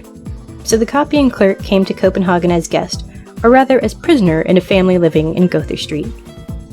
"'Tis well that I am dreaming," said the clerk, "or I really should get angry. First I was a poet, now sold for a few pence as a lark. No doubt it was that accursed poetical nature which has metamorphosed me into such a poor harmless little creature. It is really pitiable, particularly when one gets into the hands of a little blackguard, perfect in all sorts of cruelty to animals. All I should like to know is, how the story will end." The two schoolboys, the proprietors now of the transformed clerk, carried him into an elegant room. A stout, stately dame received him with a smile, but she expressed much dissatisfaction that a common field bird, as she called the lark, should appear in such high society. For today, however, she would allow it, and they must shut him in the empty cage that was standing in the window. "Perhaps he will amuse my good Polly," added the lady, looking with a benignant smile at the large green parrot that swung himself backwards and forwards most comfortably in his ring, inside a magnificent brass-wired cage. "Today is Polly's birthday," said she with stupid simplicity, "and the little brown field bird must wish him joy." Mr. Polly uttered not a syllable in reply, but swung to and fro with dignified condescension, while a pretty canary as yellow as gold that had lately been brought from his sunny fragrant home began to sing aloud. "Noisy creature, will you be quiet?" screamed the lady of the house, covering the cage with an embroidered white pocket handkerchief. "Chirp, chirp," sighed he. "That was a dreadful snowstorm." And he sighed again, and was silent. The copying clerk, or, as the lady said, the brown field bird, was put into a small cage, close to the canary, but not far from my good Polly. The only human sounds that the parrot could bawl out were, "Come, let us be men!" Everything else that he said was as unintelligible to everybody as the chirping of the canary, except to the clerk, who was now a bird too. He understood his companion perfectly. "I flew about beneath the green palms and the blossoming almond trees," sang the canary. "I flew around with my brothers and sisters over the beautiful flowers and over the glassy lakes, where the bright water plants nodded to me from below. There, too, I saw many splendidly dressed paroquets that told the drollest stories and the wildest fairy tales without end." "Oh, those were uncouth birds," answered the parrot. "They had no education, and talked of whatever came into their head. If my mistress and all her friends can laugh at what I say, so may you too, I should think. It is a great fault to have no taste for what is witty or amusing. Come, let us be men." "Ah, have you no remembrance of love for the charming maidens that danced beneath the outspread tents beside the bright fragrant flowers? Do you no longer remember the sweet fruits and the cooling juice and the wild plants of our never-to-be-forgotten home?" said the former inhabitant of the Canary Isles, continuing his dithyrambic. "Oh yes," said the parrot, "but I am far better off here. I am well fed and get friendly treatment. I know I am a clever fellow, and that is all I care about. Come, let us be men. You are of a poetical nature, as it is called. I, on the contrary, possess profound knowledge and inexhaustible wit. You have genius, but clear-sighted, calm discretion does not take such lofty flights and utter such high natural tones. For this they have covered you over. They never do the like to me, for I cost more. Besides, they are afraid of my beak, and I have always a witty answer at hand. Come, let us be men." "O warm, spicy land of my birth," sang the canary bird, "I will sing of thy dark green bowers, of the calm bays where the pendant boughs kiss the surface of the water. I will sing of the rejoicing of all my brothers and sisters where the cactus grows in wanton luxuriance." "Spare us your elegiac tones," said the parrot, giggling. "Rather speak of something at which one may laugh heartily. Laughing is an infallible sign of the highest degree of mental development. Can a dog or a horse laugh? No, but they can cry. The gift of laughing was given to man alone. Ha ha ha!" screamed Polly, and added his stereotype witticism. "Come, let us be men." "Poor little Danish grey bird," said the canary. "You have been caught too. It is, no doubt, cold enough in your woods, but there at least is the breath of liberty. Therefore fly away. In the hurry they have forgotten to shut your cage, and the upper window is open. Fly, my friend, fly away. Farewell." Instinctively the clerk obeyed. With a few strokes of his wings he was out of the cage, but at the same moment the door, which was only ajar, and which led to the next room, began to creak, and supple and creeping came the large tomcat into the room, and began to pursue him. The frightened canary fluttered about in his cage, the parrot flapped his wings and cried, "Come, let us be men!" The clerk felt a mortal fright and flew through the window, far away over the houses and streets. At last he was forced to rest a little. The neighboring house had a something familiar about it. The window stood open. He flew in. It was his own room. He perched upon the table. "Come, let us be men," said he, involuntarily imitating the chatter of the parrot, and at the same moment he was again a copying clerk, but he was sitting in the middle of the table. "Heaven help me!" cried he. "How did I get up here? And so buried in sleep, too! After all, that was a very unpleasant, disagreeable dream that haunted me. The whole story is nothing but silly, stupid nonsense." 6. The best that the galoshes gave. The following day, early in the morning, while the clerk was still in bed, someone knocked at his door. It was his neighbor, a young divine, who lived on the same floor. He walked in. "Lend me your galoshes," said he. "It is so wet in the garden, though the sun is shining most invitingly. I should like to go out a little." He got the galoshes, and he was soon below in a little duodecimo garden, where between two immense walls a plum tree and an apple tree were standing. Even such a little garden as this was considered in the metropolis of Copenhagen as a great luxury. The young man wandered up and down the narrow paths, as well as the prescribed limits would allow. The clock struck 6. Without was heard the horn of a postboy. To travel! To travel! Exclaimed he, overcome by most painful and passionate remembrances. That is the happiest thing in the world. That is the highest aim of all my wishes. Then, at last, would the agonizing restlessness be allayed, which destroys my existence. But it must be far, far away. I would behold magnificent Switzerland. I would travel to Italy, and... It was a good thing that the power of the galoshes worked as instantaneously as lightning in a powder magazine would. Otherwise, the poor man, with his overstrained wishes, would have traveled about the world too much for himself as well as for us. In short, he was traveling. He was in the middle of Switzerland, but packed up with 8 other passengers in the inside of an eternally creaky diligence. His head ached till it almost split. His weary neck could hardly bear the heavy load, and his feet, pinched by his torturing boots, were terribly swollen. He was in an intermediate state between sleeping and waking, at variance with his self and with his company, within the country and with the government. In his right pocket he had his letter of credit, in the left his passport, and in a small leathern purse some double louis d'or, carefully sewn up in the bosom of his waistcoat. Every dream proclaimed that one or the other of these valuables was lost, wherefore he started up as in a fever, and the first movement which his hand made described a magic triangle from the right pocket to the left and then upwards to the bosom, to feel if he had all of them safe or not. From the roof inside the carriage, umbrellas, walking sticks, hats, and sundry other articles were depending, and hindered the view, which was particularly imposing. He now endeavoured as well as he was able to dispel his gloom, which was caused by outward chance circumstances merely, and on the bosom of nature imbibed the milk of purest human enjoyment. Grand, solemn, and dark was the whole landscape around. The gigantic pine forests on the pointed crags seemed almost like little tufts of heather, coloured by the surrounding clouds. It began to snow, a cold wind blew, and roared as though it were seeking a bride. Ah, sighed he, were we only on the other side of the Alps, then we should have summer, and I could get my letters of credit cashed. The anxiety I feel about them prevents me enjoying Switzerland. Were I but on the other side. And so saying, he was on the other side in Italy, between Florence and Rome.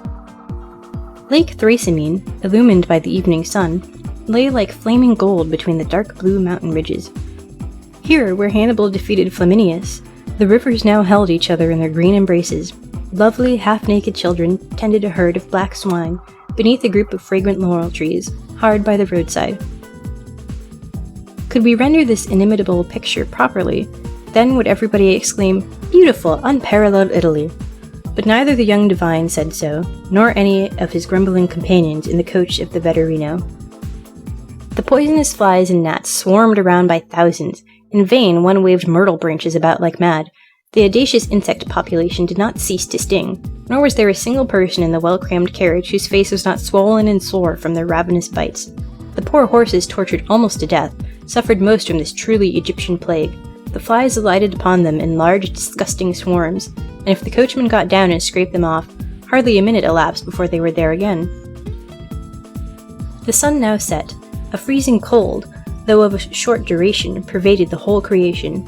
It was like a horrid gust coming from a burial vault on a warm summer's day, but all around the mountains retained that wonderful green tone which we see in some old pictures, and which, should we not have seen a similar play of colour in the south, we declare at once to be unnatural. It was a glorious prospect, but the stomach was empty, the body tired. All that the heart cared and longed for was a good night quarters. Yet how would they be? For these one looked much more anxiously than for the charms of nature, which every which where were so profusely displayed. The road led through an olive grove, and here the solitary inn was situated. 10 or 12 crippled beggars had encamped outside. The healthiest of them resembled, to use an expression of Marryat's, hunger's eldest son when he had come of age. The others were either blind, had withered legs, and crept about on their hands, or withered arms and fingerless hands. It was the most wretched misery, dragged from amongst the filthiest rags. "Excellenza miserabili," sighed they, thrusting forth their deformed limbs to view. Even the hostess, with bare feet, uncombed hair, and dressed in a garment of doubtful colour, received the guests grumblingly. The doors were fastened with a loop of string. The floor of the rooms presented a stone paving half torn up. Bats fluttered wildly about the ceiling, and as to the smell therein, No, that was beyond description. "You had better lay the cloth below in the stable," said one of the travelers. "There, at all events, one knows what one is breathing." The windows were quickly opened to let in a little fresh air. Quicker, however, than the breeze, the withered, sallow arms of the beggars were thrust in, accompanied by the eternal whine of "Miserabili, miserabili, excellenza." On the walls were displayed innumerable inscriptions, written in nearly every language of Europe, some in verse, some in prose, most of them not very laudatory of Bella Italia. The meal was served. It consisted of a soup of salted water seasoned with pepper and rancid oil. The last ingredient played a very prominent part in the salad. Stale eggs and roasted cockscombs furnished the grand dish of the repast. The wine, even, was not without a disgusting taste. It was like a medicinal draught. At night, the boxes and other effects of the passengers were placed against the rickety doors. One of the travelers kept watch while the others slept. The sentry was our young divine. How close it was in the chamber! The heat oppressive to suffocation. The gnats hummed and stung unceasingly. The miserabili without whined and moaned in their sleep. "Traveling would be agreeable enough," said he, groaning, "if one only had no body, or could send it to rest while the spirit went on its pilgrimage unhindered, whither the voice within might call out.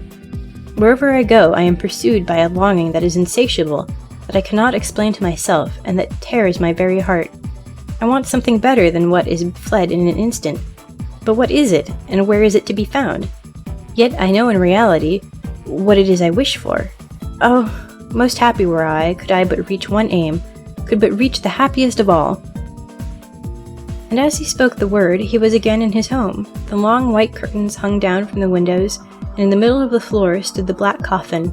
In it he lay in the sleep of death. His wish was fulfilled. The body rested, while the spirit went unhindered on its pilgrimage. "Let no one deem himself happy before his end," were the words of Solon, and here was a new and brilliant proof of the wisdom of the old apothegm. Every corpse is a sphinx of immortality. Here too, on the black coffin, the sphinx gave us no answer to what he who lay within had written 2 days before. "O mighty death, thy silence teaches naught. Thou leadest only to the near grave's brink. Is broken now the ladder of my thoughts? Do I instead of mounting only sink? Our heaviest grief the world oft seeth not. Our sorest pain we hide from stranger eyes. And for the sufferer there is nothing left but the green mound that over the coffin lies." 2 figures were moving in the chamber. We know them both. It was the Fairy of Care and the Emissary of Fortune. They both bent over the corpse. "Do you now see," said Care, "what happiness your galoshes have brought to mankind? To him, at least, who slumbers here, they have brought an imperishable blessing," answered the other. "Ah, no," replied Care. "He took his departure himself. He was not called away.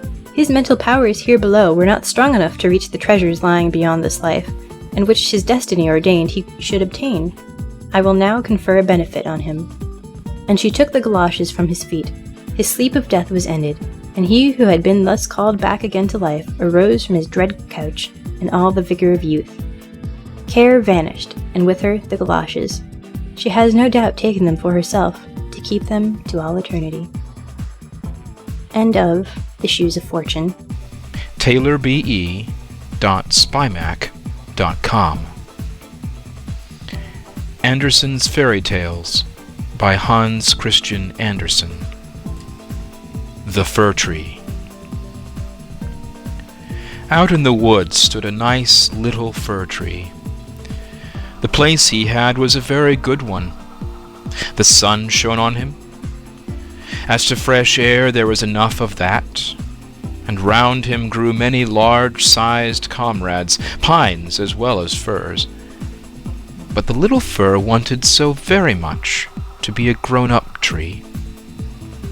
He did not think of the warm sun and of the fresh air. He did not care for the little cottage children that ran about and prattled when they were in the woods looking for wild strawberries. The children often came with a whole pitcher full of berries, or a long row of them threaded on a straw, and sat down near the young tree and said, "Oh, how pretty he is! What a nice little fir!" But this was what the tree could not bear to hear. At the end of a year he had shot up a good deal, and after another year he was another long bit taller.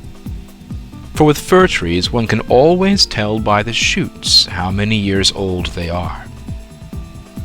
"Oh, were I but such a high tree as the others are," sighed he, "then I should be able to spread out my branches, and with the tops to look into the wide world. Then would the birds build nests among my branches, and when there was a breeze, I could bend with as much stateliness as the others." Neither the sunbeams, nor the birds, nor the red clouds which morning and evening sailed above him gave the little tree any pleasure. In winter, when the snow lay glittering on the ground, a hare would often come leaping along and jump right over the little tree. Oh, that made him so angry. But 2 winters were passed, and in the third the tree was so large that the hare was obliged to go round it. "To grow and grow, to get older and be tall," thought the tree. "That, after all, is the most delightful thing in the world." In autumn, the woodcutters always came and felled some of the largest trees.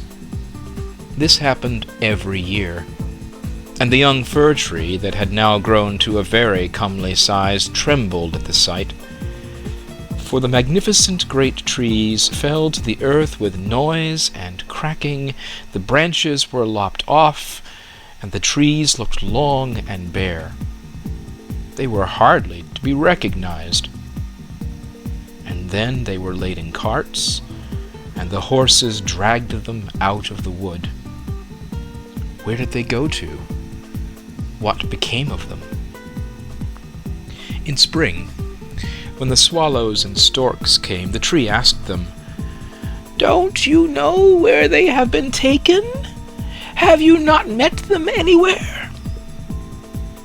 The swallows did not know anything about it, but the stork looked, musing, nodded his head, and said, "Yes, I think I know. I met many ships as I was flying hither from Egypt. On the ships were magnificent masts, and I venture to assert that it was they that smelt so of fur. I may congratulate you, for they lifted themselves on high most majestically." "Oh, were I but old enough to fly across the sea! But how does the sea look in reality? What is it like?" "That would take a long time to explain," said the stork, and with these words off he went. "Rejoice in thy growth," said the sunbeams. "Rejoice in thy vigorous growth, and in the fresh life that moveth within thee." And the wind kissed the tree, and the dew wept tears over him, but the fir understood it not. When Christmas came, quite young trees were cut down, trees which often were not even as large or as of the same age as this fir tree, who could never rest but always wanted to be off. These young trees, and they were always the finest looking, retained their branches. They were laid on carts, and the horses drew them out of the wood. "Where are they going to?" asked the fir. "They are not taller than I. There was one indeed that was considerably shorter. And why do they retain all their branches? Whither are they taken?" We know, chirped the sparrows. "We have peeped in at the windows in the town below. We know whither they are taken. The greatest splendor and the greatest magnificence one can imagine await them. We peeped through the windows and saw them planted in the middle of the warm room and ornamented with the most splendid things, with gilded apple tables, with gingerbread, with toys, and many hundred lights." "And then," asked the fir tree, trembling in every bough, "and then? What happens then?" "We did not see anything more. It was incomparably beautiful." "I would fain know if I am destined for so glorious a career," cried the tree, rejoicing. "That is still better than to cross the sea. What a longing do I suffer, were Christmas but come. I am now tall, and my branches spread like the others that were carried off last year. Oh, were I but already on the cart! Were I in the warm room with all the splendor and magnificence! Yes, and something better, something still grander will surely follow. Or wherefore should they thus ornament me? Something better, something still grander must follow. But what? Oh, how I long, how I suffer! I do not know myself what is the matter with me." "Rejoice in our presence," said the air and the sunlight. "Rejoice in thy own fresh youth." But the tree did not rejoice at all. He grew and was green both winter and summer. People that saw him said, "What a fine tree!" And towards Christmas he was one of the first that was cut down. The axe struck deep into the very pith. The tree fell to the earth with a sigh. He felt a pang. It was like a swoon. He could not think of happiness, for he was sorrowful at being separated from his home, from the place where he had sprung up. He well knew that he should never see his dear old comrades, the little bushes and flowers around him any more, perhaps not even the birds. The departure was not at all agreeable. The tree only came to himself when he was unloaded in a courtyard with the other trees and heard a man say, "That one is splendid. We don't want the others." Then 2 servants came in rich livery and carried the fir tree into a large and splendid drawing-room. Portraits were hanging on the walls, and near the white porcelain stove stood 2 large Chinese vases with lions on the covers.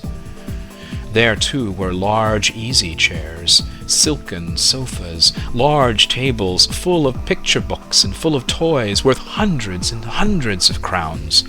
At least, the children said so.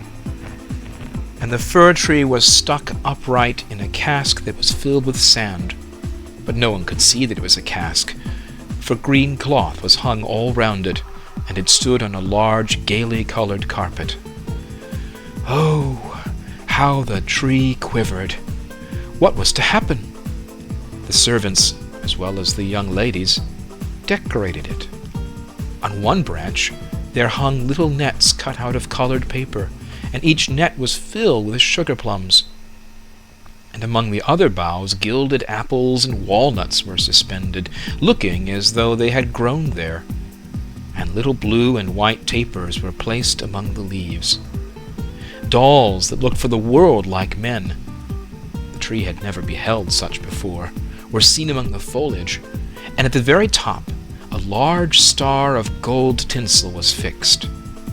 It was really splendid, beyond description splendid. "This evening," they all said, "how it will shine this evening!" "Oh," thought the tree, "if the evening were but come, if the tapers were but lighted, and then I wonder what will happen. Perhaps the other trees from the forest will come to look at me. Perhaps the sparrows will beat against the window panes. I wonder if I shall take root here, and winter and summer stand covered with ornaments." He knew very much about the matter, for he was so impatient that for sheer longing he got a pain in his back, and this, with trees, is the same thing as a headache with us. The candles were now lighted. What brightness! What splendor! The tree trembled so in every bough that one of the tapers set fire to the foliage. It blazed up famously. "Help! Help!" cried the young ladies, and they quickly put out the fire. Now the tree did not even dare tremble.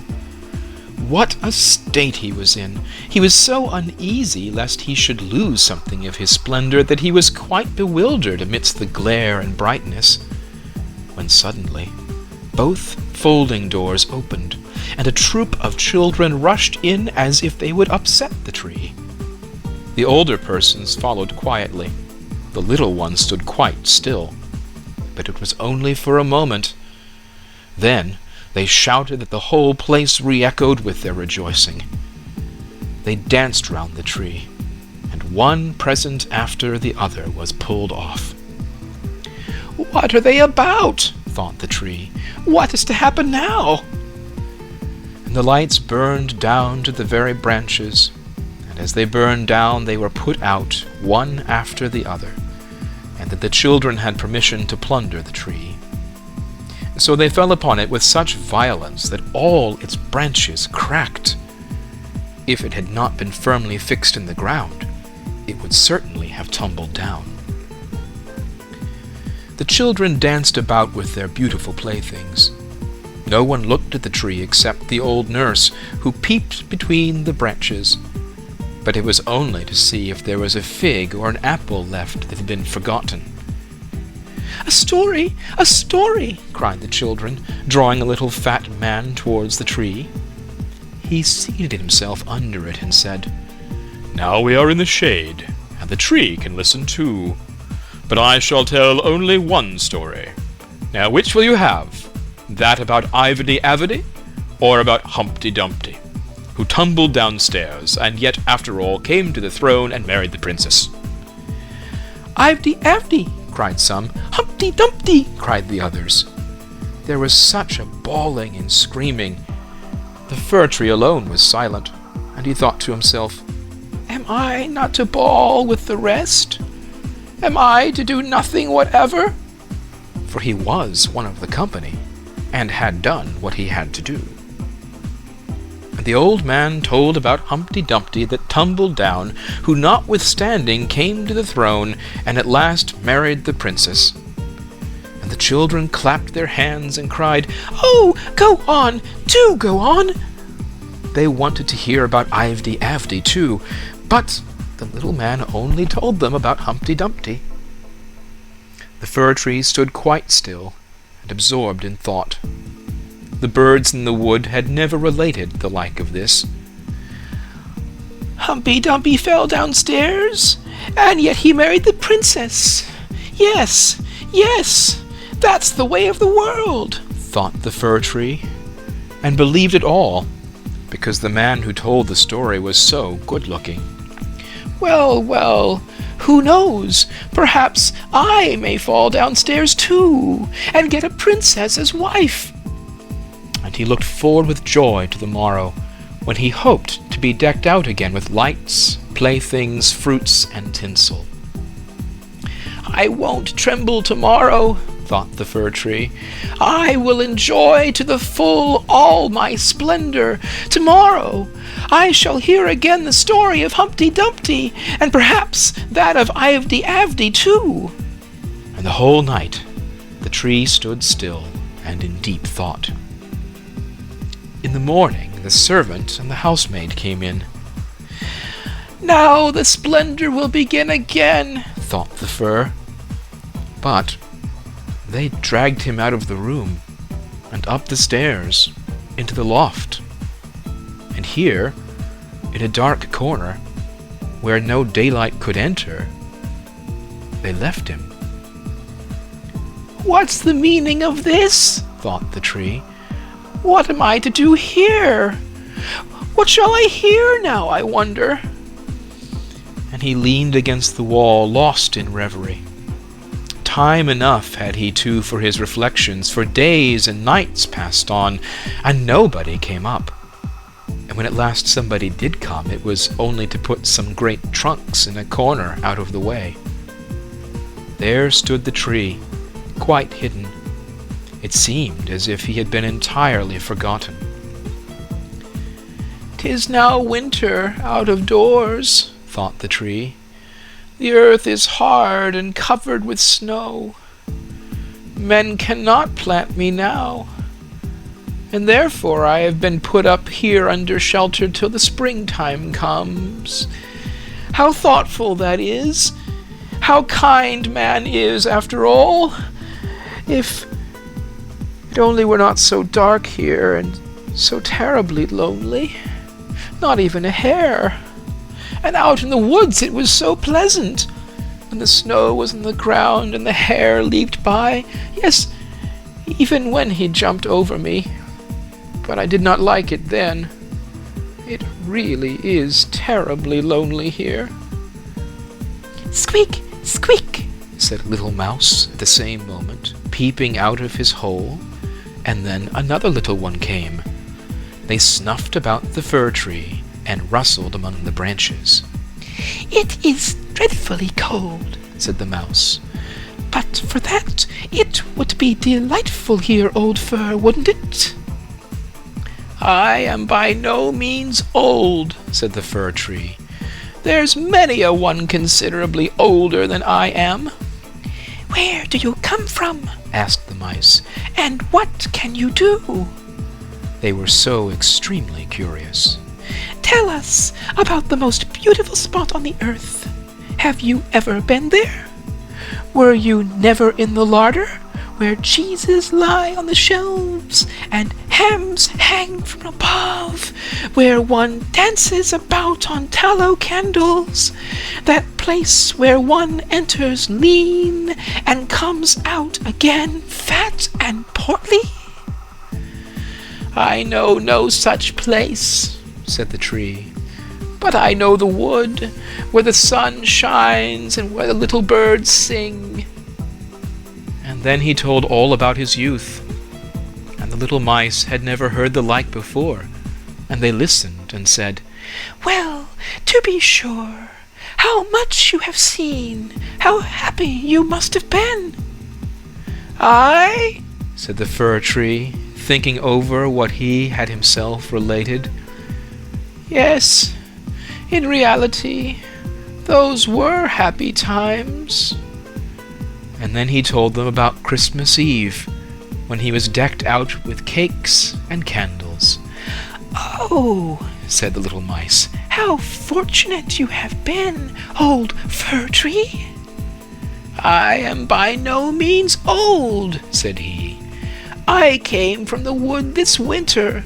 I am in my prime, and am only rather short for my age." "What delightful stories you know," said the mice. And the next night they came with 4 other little mice, who were to hear what the tree recounted. And the more he related, the more he remembered himself. And it appeared as if those times had been happy times. "But they may still come. They may still come. Humpy Dumpy fell downstairs, and yet he got a princess." And he thought at the moment of a nice little birch tree growing out in the woods. To that fir, that would be a really charming princess. "Who is Humpy Dumpy?" asked the mice. So then the fir tree told the whole fairy tale, for he could remember every single word of it, and the little mice jumped for joy up to the very top of the tree. Next night 2 more mice came, and on Sunday 2 rats even. But they said the stories were not interesting, which vexed the little mice, and they too now began to think them not so very amusing either. "Do you know only one story?" asked the rats. "Only that one," answered the tree.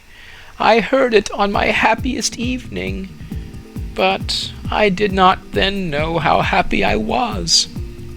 "It is a very stupid story. Don't you know one about bacon and tallow candles? Can't you tell any larder stories?" "No," said the tree. "Then goodbye," said the rats, and they went home. At last the little mice stayed away also, and the tree sighed. "After all, it was very pleasant when the sleek little mice sat round me and listened to what I told them. Now that too is over. But I will take good care to enjoy myself when I am brought out again." But when was that to be? Why, one morning there came a quantity of people and set to work in the loft. The trunks were moved, the tree was pulled out and thrown, rather hard, it is true, down on the floor, but a man drew him towards the stairs where the daylight shone. "Now a merry life will begin again," thought the tree. He felt the fresh air, the first sunbeam, and now he was out in the courtyard. All passed so quickly. There was so much going on around him. The tree quite forgot to look to himself. The court had joined a garden, and all was in flower. The roses hung so fresh and odorous over the balustrade. The lindens were in blossom. The swallows flew by and said, "Kirivit, my husband is come." But it was not the fir tree that they meant. "Now then, I shall really enjoy life," he said exultingly, and spread out his branches. But alas, they were all withered and yellow. It was in a corner that he lay, among weeds and nettles. The golden star of tinsel was still on the top of the tree and glittered in the sunshine. In the courtyard some of the merry children were playing who had danced at Christmas round the fir tree, and were so glad at the sight of him. One of the youngest ran and tore off the golden star. "Only look what is still on the ugly old Christmas tree," said he, trampling on the branches, so that they all cracked beneath his feet. And the tree beheld all the beauty of the flowers, and the freshness in the garden. He beheld himself, and wished he had remained in his dark corner in the loft. He thought of his first youth in the wood, of the merry Christmas Eve, and of the little mice who had listened with so much pleasure to the story of Humpty Dumpty. "'Tis over, 'tis past," said the poor tree. "Had I but rejoiced when I had reason to do so! But now 'tis past, 'tis past!" And the gardener's boy chopped the tree into small pieces. There was a whole heap lying there. The wood flamed up splendidly under the large brewing copper, and it sighed so deeply. Each sigh was like a shot. The boys played about in the court, and the youngest wore the gold star on his breast, which the tree had had on the happiest evening of his life. However, that was over now. The tree gone, the story at an end. All was over. Every tale must end at last. End of The Fir Tree by Hans Christian Andersen.